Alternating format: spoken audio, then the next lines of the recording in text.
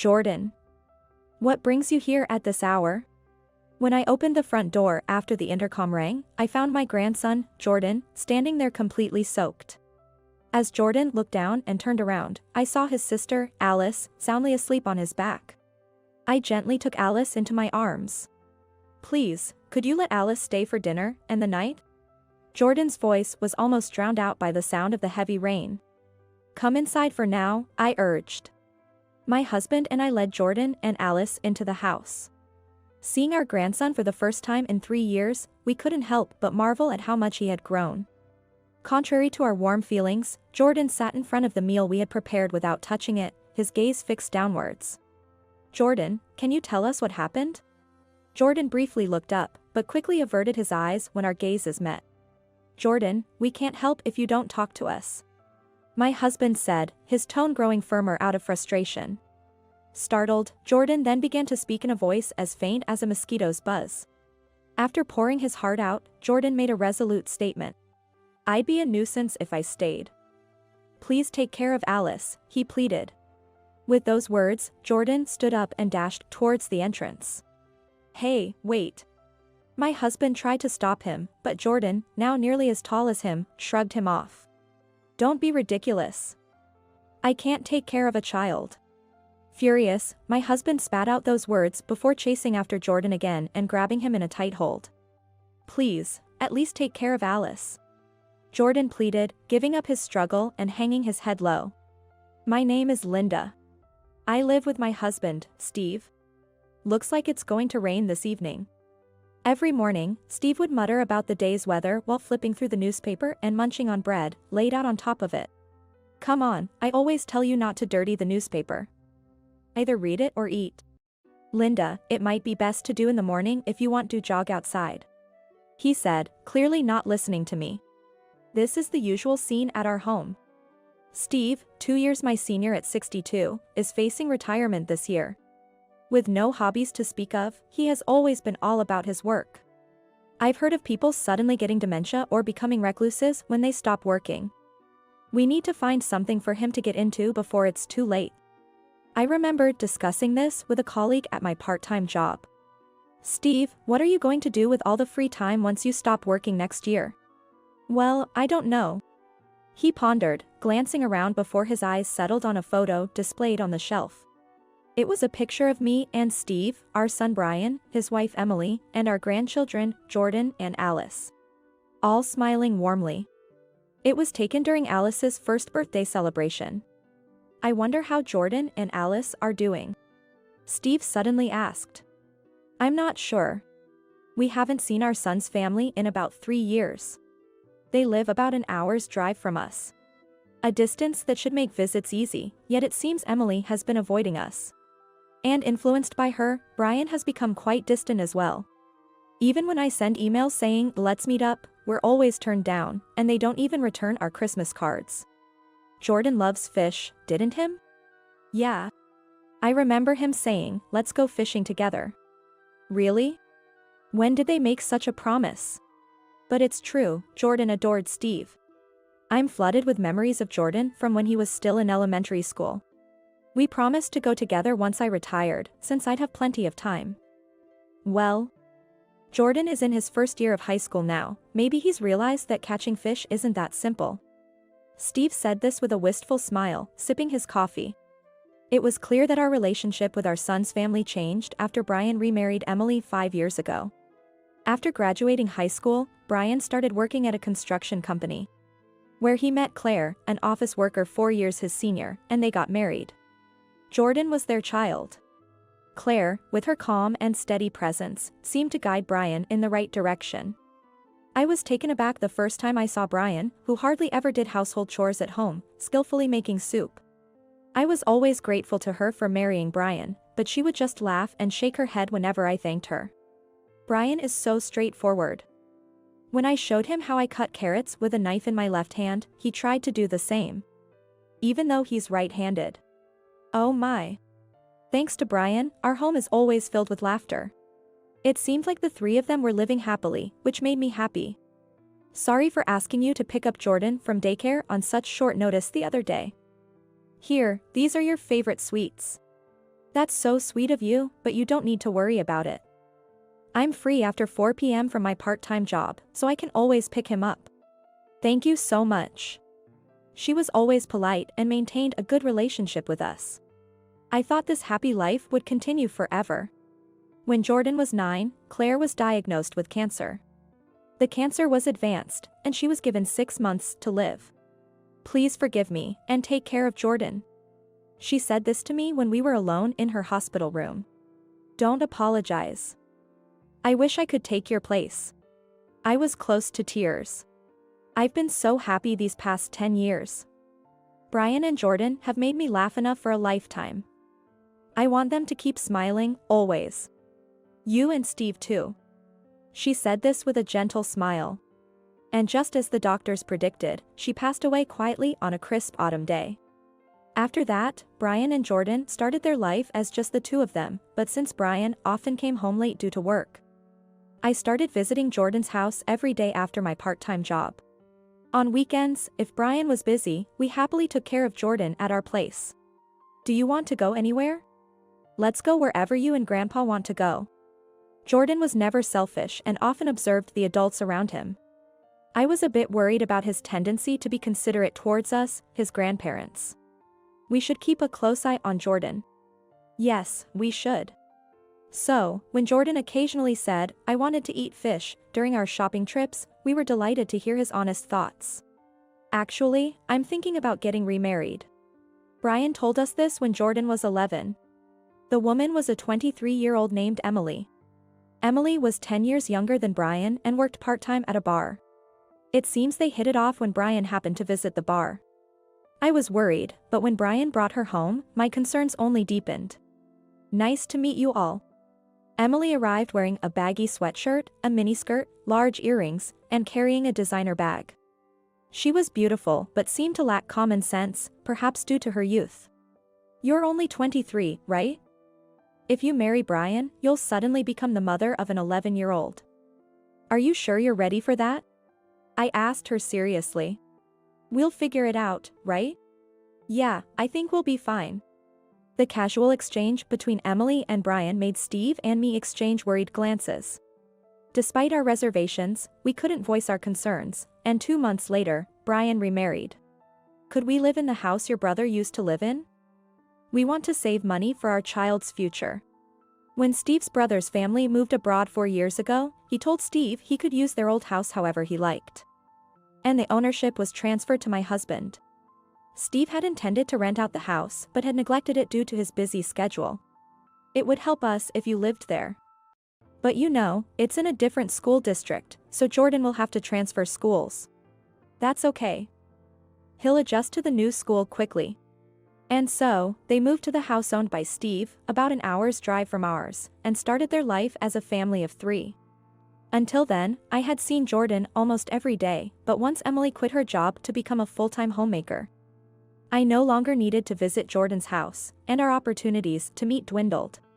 Still, Brian would leave Jordan with us about 3 times a month. Though the reason was that Brian and Emily wanted to spend time alone, we were happy to be with Jordan. Jordan, despite being a child, seemed to be considerate of Brian and Emily, which worried me. Jordan, are you enjoying your new life? Yeah, it's fun. I was sad to transfer from my elementary school, but I've made new friends. It must have been tough for him, having to transfer schools because of his parents' decisions.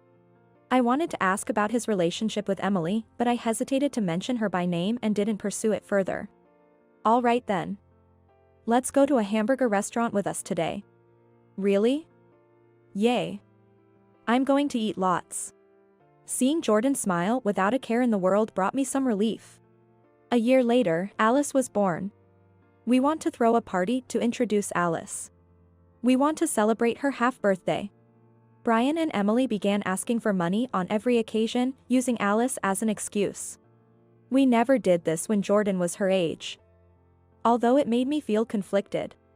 For the sake of adorable Alice and also to give Jordan some pocket money, I sent them a generous amount whenever they reached out. Once Alice was a bit older, Brian and Emily often left both children with us. We need a break once in a while. You must be happy to spend so much time with your grandchildren. After handing over the children at the doorstep, Brian and Emily would quickly leave. Watching them go left me with mixed feelings, but seeing Jordan, Alice, and Steve playing together in the room warmed my heart. Jordan adored his younger sister and took great care of Alice. Alice, in turn, seemed to trust Jordan completely, calming down even when upset if Jordan sang to her gently. While we were concerned about Brian and Emily, we were very happy to spend time with our grandchildren. However, after Alice's first birthday, Jordan and Alice stopped coming over altogether. Jordan is in middle school now, maybe he's just busy. With that thought, I called Brian. I'll be in the area this Sunday. Can I stop by to see you? Let me check with Emily. The conversation ended abruptly, and a curt text followed stating, "We have plans, so it won't be possible." Despite my efforts to reach out to Brian and Emily repeatedly, they always found excuses to prevent us from seeing Jordan and Alice. Did I say something to upset them? I thought I had always been supportive, offering financial help and taking care of the grandchildren whenever asked. All we could do was hope for Jordan and Alice's happiness. 3 years passed. Jordan became a first-year high school student, and Alice turned 4. On a day when not seeing my grandchildren had become the norm, I happened to spot Jordan. That day, I was going to the next town to watch a movie with a friend. Around 5 p.m., while waiting for the bus, a bike swiftly passed by in front of me, and it was Jordan. He was wearing a square backpack with the name of a chain restaurant, seemingly making deliveries. Jordan. I called out his name in surprise, but he didn't look back. Could you have mistaken him for someone else? I immediately shared the story with my Steve upon returning home, but he was hesitant to believe it. I couldn't possibly mistake our grandson's face. But, a high school student working a delivery job. Is Brian not earning enough? I don't know. We've been sending $500 to each of the grandchildren for their birthdays, but maybe that's not enough for Jordan. Even though we couldn't see them, I had assumed that Brian's family was happily living their lives somewhere we didn't know about. However, seeing Jordan that day brought a surge of anxiety. And then, 2 weeks later, something shocking happened. It was on a day of heavy rain. There's a heavy rain and thunderstorm warning from noon today. Be careful when you come back from your part-time job. As usual, Steve mentioned this while eating breakfast and reading the newspaper. Just as he said, the weather turned terrible in the afternoon. Steve also came home soaked around 8 p.m.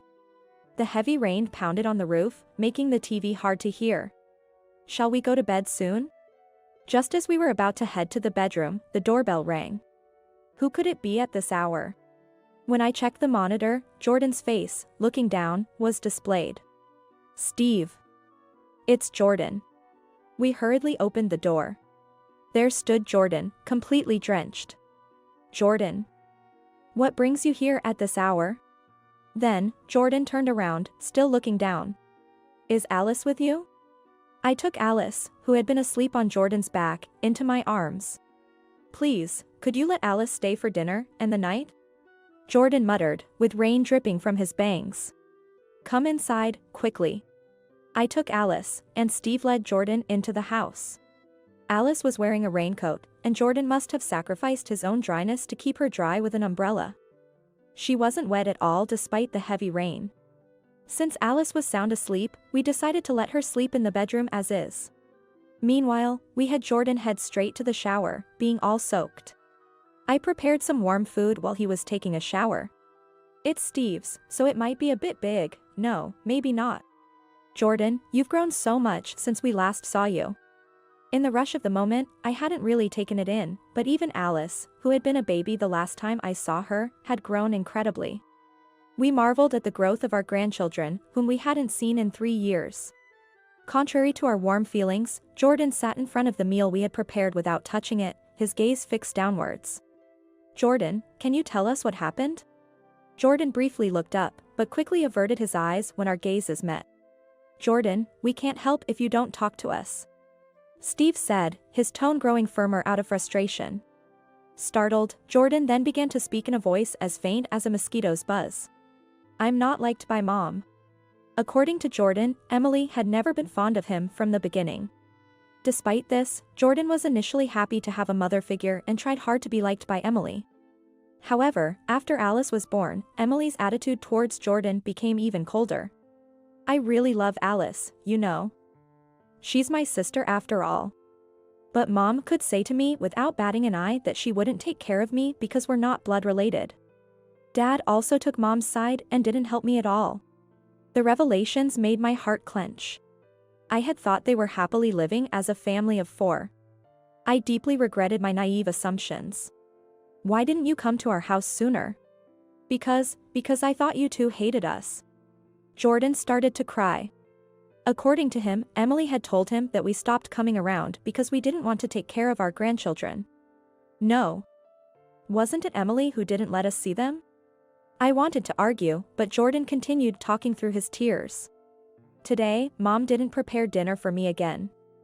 And then Alice stood up for me. Angry that her own daughter sided with Jordan and betrayed her, Emily, in a fit of anger during the heavy rain, kicked Jordan and Alice out. You remembered where we live, huh? Steve patted Jordan's head. I ran out of money after buying an umbrella and a raincoat for Alice. I took the train as far as I could, then walked the rest of the way here. That's why it's so late. I'm sorry. No, Jordan, you have nothing to apologize for. If I stay, I'll be a nuisance. Please take care of Alice. Jordan said this and then ran towards the entrance. Hey, wait. Steve tried to stop him, but Jordan, now as tall as him, shrugged him off. Don't be ridiculous. I can't take care of a child. Furious, Steve spat those words before chasing after Jordan again and restraining him. Please, at least take care of Alice. Jordan stopped struggling and hung his head low. Catching up to them, I took Jordan from Steve and, while stroking his back, said, Jordan, you've got it all wrong. We've always wanted to see you. But Brian and Emily wouldn't let us. Really? For the first time, Jordan looked me straight in the eye. I explained everything to Jordan to clear up the misunderstanding, how we had tried numerous times to visit. How we sent money to Emily for Jordan and Alice's birthdays because we couldn't see them. And everything else that had happened over the last 3 years. Jordan looked surprised throughout the explanation. But he seemed to believe my words, and the look of despair on his face was replaced by a healthier complexion. I didn't know anything about the money, too. I think Mom must have been using it for herself. I was stunned by the revelation. Jordan further shared that he had managed to receive tuition for high school but got nothing for lunch or school supplies. So he had to work part-time to scrape together some money. The part-time job of deliveries? Did you know? I saw someone who looked like you delivering food the other day. I called out, but you rode past on your bike without noticing. Jordan nodded sadly. Since I started high school, Mom stopped making dinner for me. I chose that place because they provide meals, so I could save on dinner. But today, I unexpectedly had no shifts, and sure enough, when I got home, there was no dinner prepared for me. Then Alice stood up for me. Tears started to well up in Jordan's eyes again. It's all right now. I continued to soothe Jordan's back. Was Brian also cold to you? Steve asked, barely containing his anger. Yeah. He just does whatever Mom says. I liked my previous mom better. Dad used to be kinda back then. With that, Jordan burst into loud sobs. Steve was at a loss for words. For a while, only Jordan's crying filled the house, but as he began to calm down, Steve finally spoke. Jordan, what I said earlier about don't be ridiculous was directed at Brian and the others, not you. We will definitely protect Alice and you. That's right. You don't have to worry about anything anymore. Oh, has Alice woken up? I glanced towards the living room door and saw Alice peeking around the corner with a wary expression. Alice, do you remember us? Alice shook her head vigorously. Steve and I exchanged a wry smile. That makes sense, the last time we met was on your first birthday. Look, I said, showing her a photo from the birthday party that was displayed in our house. Alice's face lit up at the sight. Then she ran over to Jordan. Jordan. What's up? I'm hungry. Steve and I looked at each other again and smiled. All right, I'll warm up the food again, so both of you eat up. Jordan, please share some with Alice. You know her best. Alice waking up seemed to bring a small smile back to Jordan's face. The two of them happily ate their meal and soon fell asleep together in bed, cozy and close. As I watched their innocent sleeping faces, I had to hold back tears. After all the hardship they'd faced, it was our duty now to protect Jordan and Alice. With this resolve, Steve and I got into the car and headed straight to Brian's house. The lights were still on inside, and when we rang the doorbell, Brian came out. Wait a minute. Ignoring Brian's protests, we made our way inside. In the room, empty alcohol cans littered the table, and Emily was lounging on the sofa, laughing giddily with a beer in hand as she watched TV.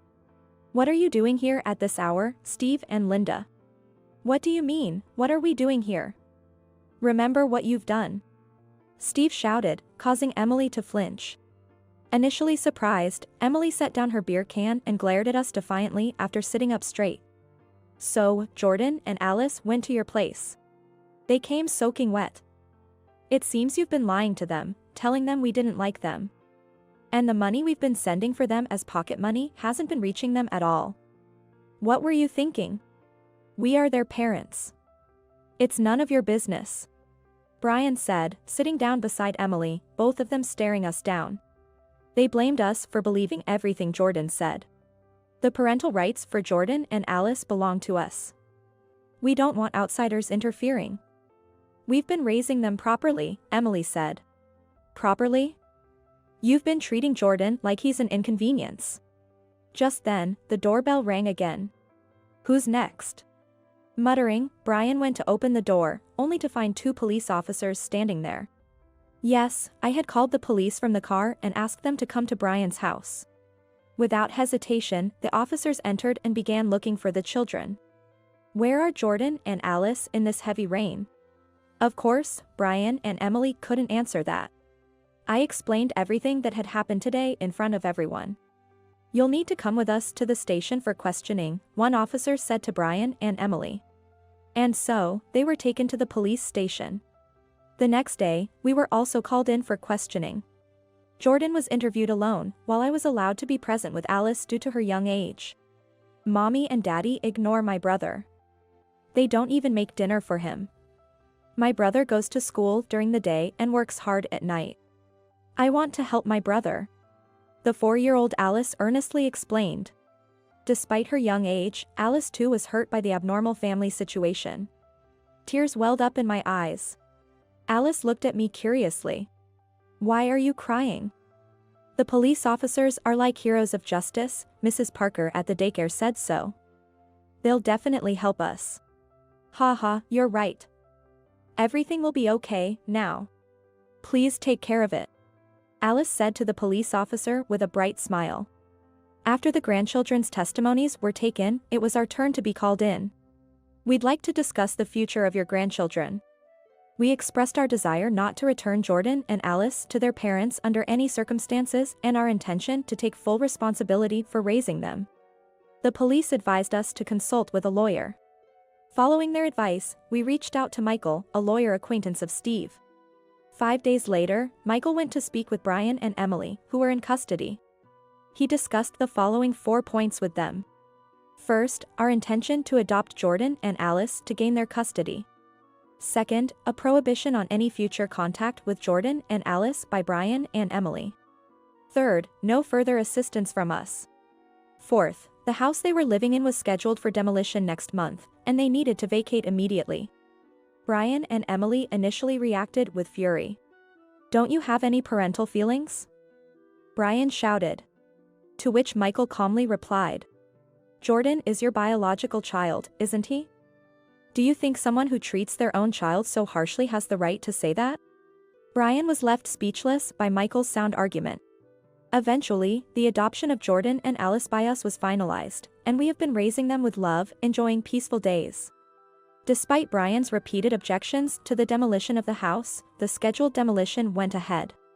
When the house was demolished in front of him, Brian reportedly collapsed to his knees and couldn't get up for a while.